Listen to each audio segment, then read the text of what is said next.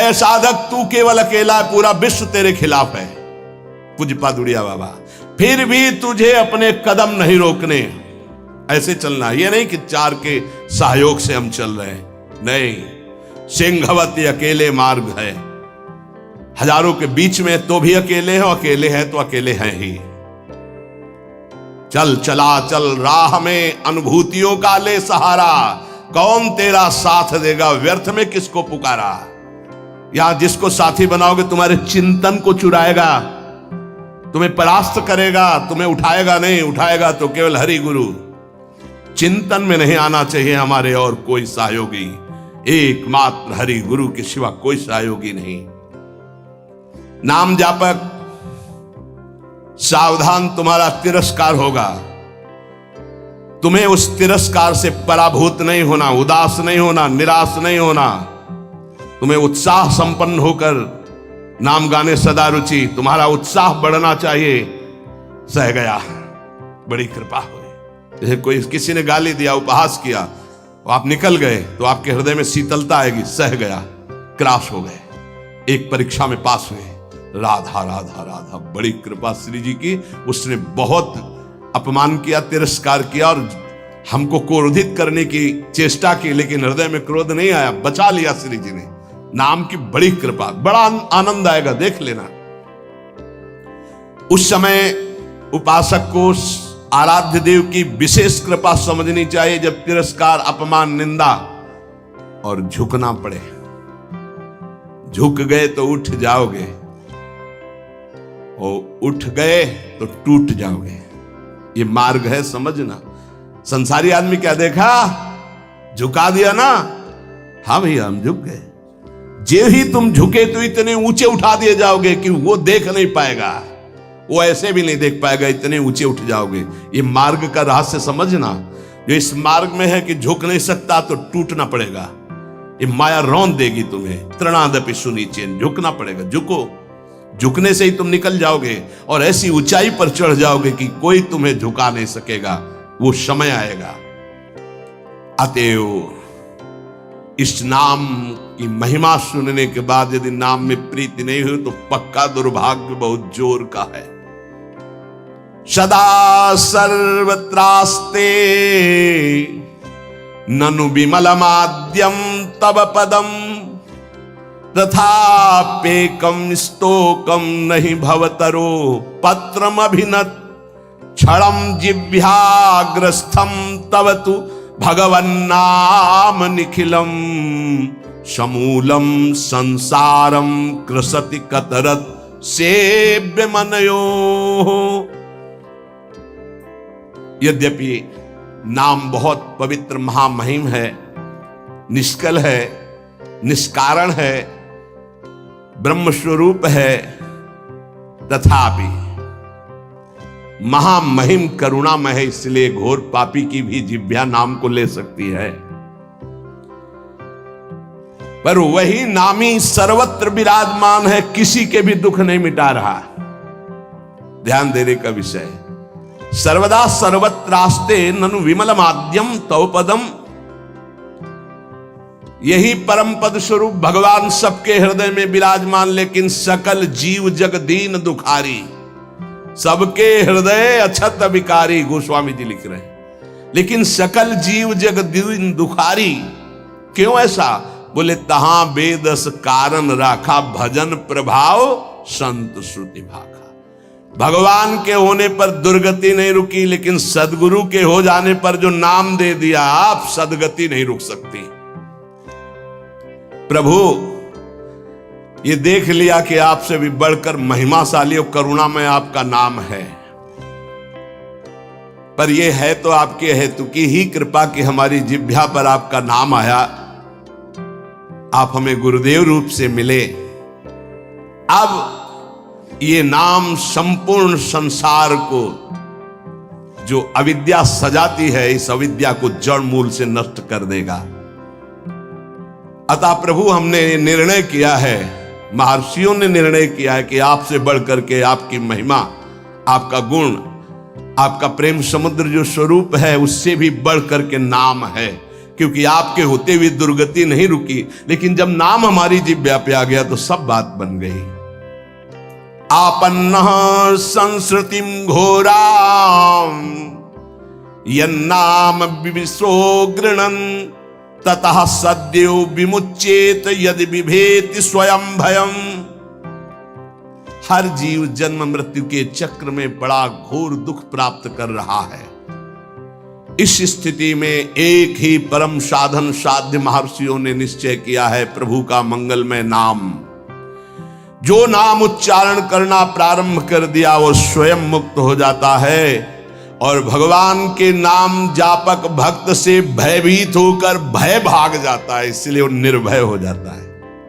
मान लीजिए तो जान जाओगे।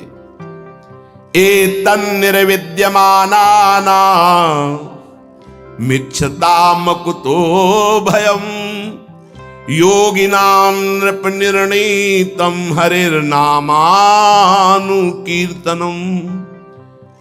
जो लोग इस लोक में या परलोक में परम मंगल और परम सुख और परम उन्नति चाहते हैं,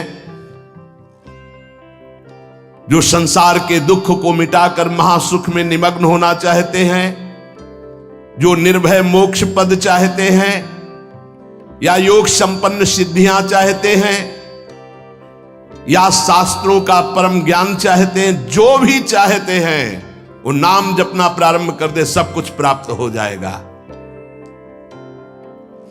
जिसने नाम स्वीकार कर लिया सब कुछ जागृत हो जाएगा। नैवं विधा पुरुषकार उरुक्रमस्य पुंसाम तदंगी रजसा जित सद्गुणानाम चित्रम विदूर विगतः सकृदा ददीत यन्नामधेय मधुना सजहाति बंधं।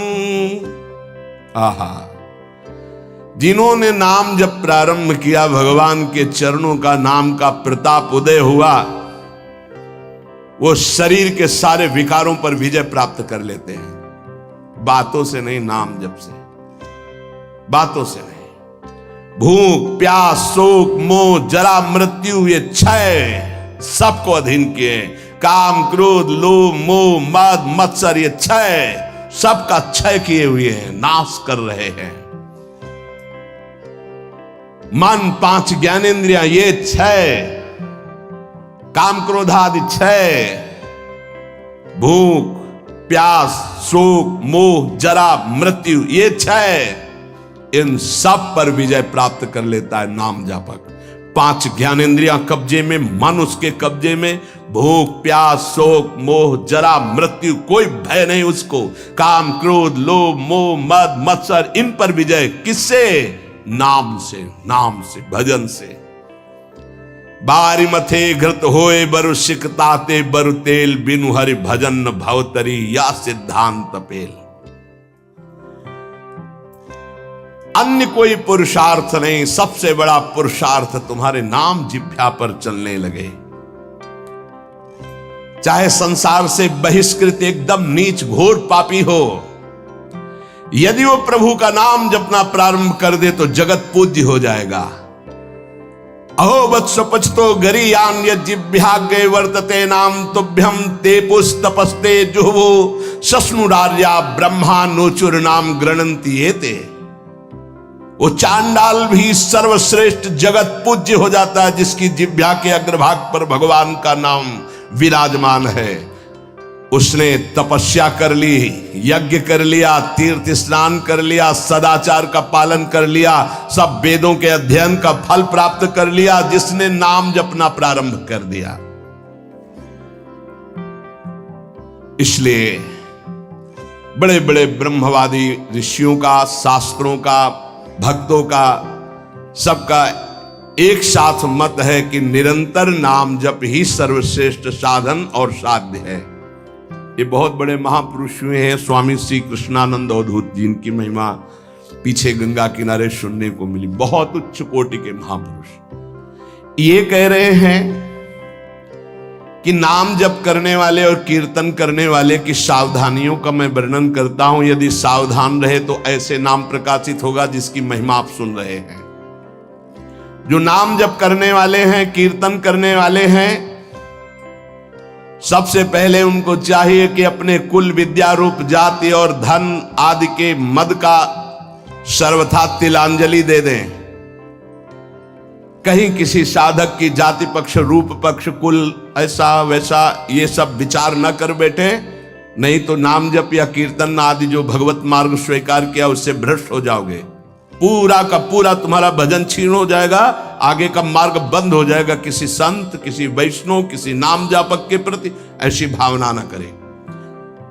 ये शरीर की पोशाक है, सबके अंदर वही तेज स्वरूप परमात्मा विराजमान है। ध्यान रखना, पोशाक धन के अनुसार मिलती है। बढ़िया पैसा है तो बढ़िया कपड़ा पहन लिए, ऐसे ही तपस्या और पुण्य के अनुसार पोशाक मिली। तो पोशाक तो नष्ट होने वाली, लेकिन पहनने वाला तो निर्विकार चिदानंद है। उपासक पहनने वाले को देखता है, पोशाक संसारी आदमी देखता है। पोशाक देखकर आदर संसारी आदमी करता है, पहनने वाले को देख करके आदर विवेकवान देता है। तो पहनने वाला कौन है? भगवान का चिदानंदमय अंश, वो समान है सबके हृदय में। इसलिए आदेश करे, पहला, किसी कुल, विद्या रूप, जाति, धन आदि का गर्व करके भजन मार्ग में मत चलना।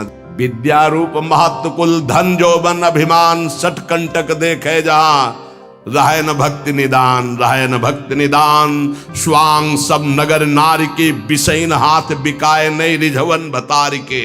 भरतार श्री हरि को रिझाने की सामर्थ्य खो चुका उपासक यदि गर्व कर लिया विद्या का, रूप का, महत्व का, कुल का, धन का, यौवन का, सबसे पहले इन 6 मदों का त्याग करे। ये सठ कंटक हैं, भक्ति महारानी हृदय में नहीं जागृत होंगी। तिलांजलि दे दे, भूल कर याद न करे। जब भजन गुरु कृपा से होने लगे तो अपने को बड़ा भजनानंदी समझकर, किसी को तुच्छ समझकर उसका तिरस्कार, हंसी मजाक न कर दे। समझ लीजिए, अगर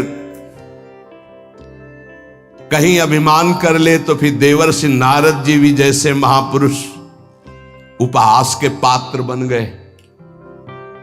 पूरा चरित्र कई बार सुनाया है। इतना नहीं, अपने को तृण से भी नीच समझना है नाम जापक उपासक को। क्वा हम तुच्छा परम अधमा, हरिवंश महाप्रभु कह रहे हैं। तृण से नीच, जैसे तृण के ऊपर पैर रख दिया, पैर हटाओ तो फिर वो उठ गया। साधक का अभिमान तृण से भी दबा हुआ होना चाहिए।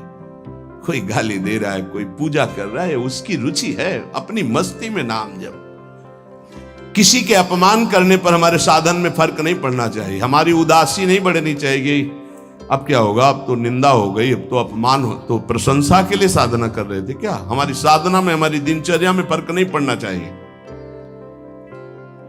कोई पराभव हमारा करना चाहे तो हमारा साधन नहीं रुकना चाहिए। बहुत बहुत बड़े महापुरुष की बात कर रहे हैं, ये जो वर्णन कर रहे हैं, इन्हीं के लिए कह रहे। कभी 1 सेकंड दिनचर्या में फर्क नहीं पड़ता था। साधकों के ऊपर ये बहुत इस बात का शासन करते थे कि साधक अपनी दिनचर्या में उठना और शयन करना से लेकर के पूरी दिनचर्या में राइट टाइम होना चाहिए, तभी सिद्धावस्था प्राप्त होती है। ये नहीं होना चाहिए कि अब जब मन आया तब सो गए, जब मन आया तब जग गए, जब मन आया तो आ गए, जब मन आया नहीं। ऐसा दिनचर्या नहीं होती साधु की, भगवत प्राप्ति वाले की। अपना कोई पराभव कर दे तो हमें कभी अपमानित नहीं होना है, दबना नहीं है। पराभव कर रहा है वो, हमें नीचा दिखाना चाहता है, हमारा दबना माना जाएगा यदि हम अपनी दिनचर्या और साधना छोड़कर उदास होकर बैठ गए। अब क्या होगा, 4 लोग निंदा करते, 4 लोग खिलाफ, पूरा विश्व खिलाफ हो जाए। अत्यंत दीन भाव से प्रत्येक प्रभु के विधान में प्रसन्न होते हुए नाम जप करो। नाम जापक को बहुत सहनशील होना पड़ेगा। अभी तो नाम महिमा सुनी, अब कैसे जपा जाता है उसको समझिए। जैसे वृक्ष जाड़ा गर्मी वर्षा सब द्वंद्वों को सहता है। कोई ईंट मारता है तो चाहे एक पत्ता ही दे वो देगा, वो उसको कष्ट नहीं पहुंचाएगा। छाया, फल, पत्ता, कोई काट दे तो कोयला लकड़ी देगा ही, वो कष्ट नहीं देगा। इसी प्रकार नाम जापक कोई विरोध करे, कोई तिरस्कार करे, कोई उपहास करे, कोई उपेक्षा करे, कोई अपमान करे, सहन करे, इतना ही नहीं वो मृदु भाषण और नमस्कार पूर्वक उसकी वंदना करे। यह है नाम जापक की सामर्थ्य। वो उपहास कर रहा है, राधा राधा।